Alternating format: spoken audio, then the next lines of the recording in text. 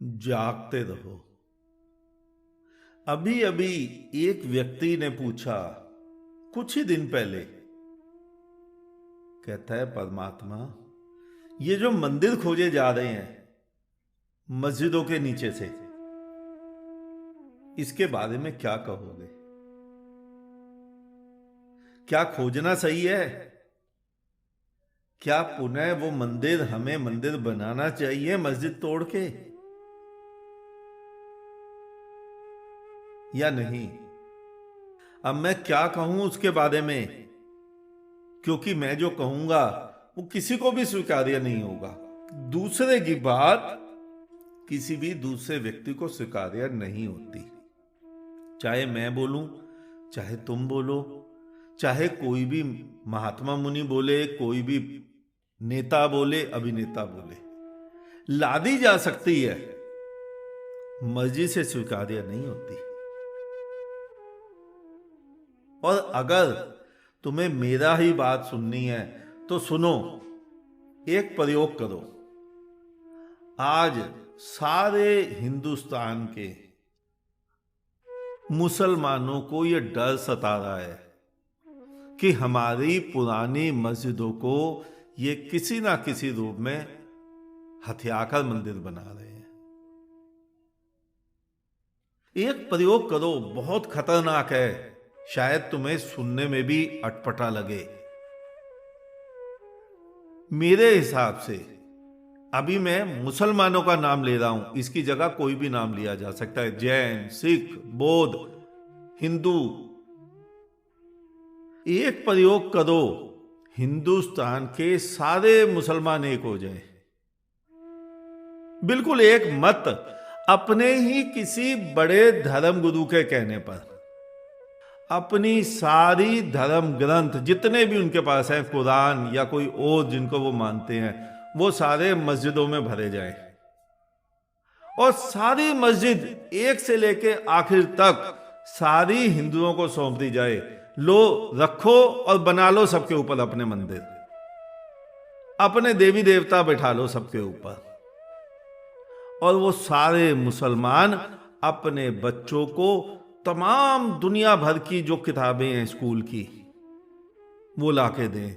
स्वयं भी, अगर कोई 20 वर्ष का मुसलमान है, कोई 30 वर्ष का है, बस जुट जाएं 20 वर्ष, अगले 20 वर्ष पढ़ाई के ऊपर जोर देने, अपने बच्चों को पढ़ा लिखा बनाने में, डॉक्टर, इंजीनियर, वकील, जज, सीए। अगले 20 साल में देखना क्या घटना घटेगी, क्या चमत्कार घटेगा। ये हिंदुस्तान सारा एक पढ़े लिखे कौम के अधीन हो जाएगा। फिर वो जिंदगी भर ना मंदिर दोबारा तोड़ने की बात करेंगे, ना दोबारा मस्जिद बनाने की बात करेंगे। एक पढ़ी लिखी कौम का उदय होगा, इस दुनिया का भविष्य सुधरेगा, खाली हिंदुस्तान का नहीं, पूरी दुनिया का। लेकिन इतना बड़ा रिस्क क्या लेना चाहोगे? और मुसलमान को नहीं, ऐसे ही हिंदू ले सकता है, सिख ले सकता है, ईसाई ले सकता है, बौद्ध ले सकता है, लेकिन तुम्हारे धर्म गुरु ही नहीं लेने देंगे, क्योंकि उन बेचारों की तो रोजी रोटी इसी पे चल रही है, उनके तो चरण पुजवाने का धंधा ही इसी पे चल रहा है। खतरनाक प्रयोग है बहुत, करके देखो, छोड़ो करने की, केवल सोच के देखो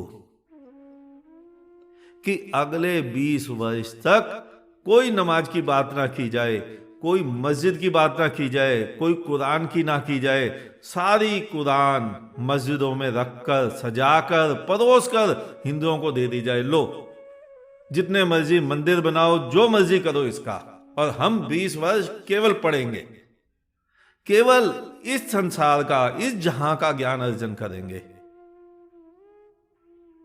2 वर्ष में हिंदू को अकल आ जाएगी कि हम भी मूर्खता कर रहे हैं, और वाकई में सभी मूर्खताएं कर रहे हैं। इनका करोगे क्या? तुम्हें लगता है कि यहां से मरोगे और जन्नत जाओगे? इतनी अच्छी जन्नत खुदा ने यहां बसाई हुई है, तुम कौन से जन्नत के स्वप्न देख रहे हो? मुझे मालूम है जन्नत की हकीकत यारो, फिर भी दिल को बहलाने को यह ख्याल अच्छा है। क्यों भ्रम में पड़े हुए हो? और रही कहानी, अब हिंदू बोलता है हमारे साथ 200 साल पहले अन्याय हुआ था, हमारा मंदिर तोड़ा गया था, मस्जिद बनाई गई थी, तो अब हमें वापसी चाहिए। गलत क्या है इसमें? कुछ भी गलत नहीं है। आज जापान को भी 2 न्यूक्लियर बम जाके जर्मनी पे फोड़ने चाहिए। तुमने फोड़े थे, हम फोड़ने आ गए। आज सारे वो पुराने गड़े मुर्दे उखाड़ देने चाहिए, जो पहले गलतियां किसी ने भी की। हजारों लाखों गलतियां मैंने की, हजारों लाखों गलतियां तुमने की, तो आज सबके बदले ले ले। अच्छा, 50 वर्ष बाद क्या होगा अगर मुसलमान राजा सत्ता में आ गया? 10, 20, 50 मुसलमान राजा सत्ता में आ गए, वो भी बिल्कुल ऐसे ही हुए जैसे आज हिंदू राजा है, बिल्कुल तानाशाह। तब क्या करोगे? तब वो कहोगे 200 वर्ष पुरानी बात बाद में देखेंगे, ये जो 30 वर्ष पहले हुआ था इसको बदल दो। जब ये बदलने का नंबर आएगा तब क्या होगा? जो हो गया सो हो गया, उसकी लकीर को पीटने से संसार आगे नहीं बढ़ेगा। और राजा का कर्तव्य होता है प्रजा को यह ज्ञान देना कि तुम्हारा जीवन कैसे खुशहाल होगा, ना कि मंदिरों मस्जिदों के ऊपर जोर दिया जाए, बड़े बड़े स्टैचू बना दिए जाएं,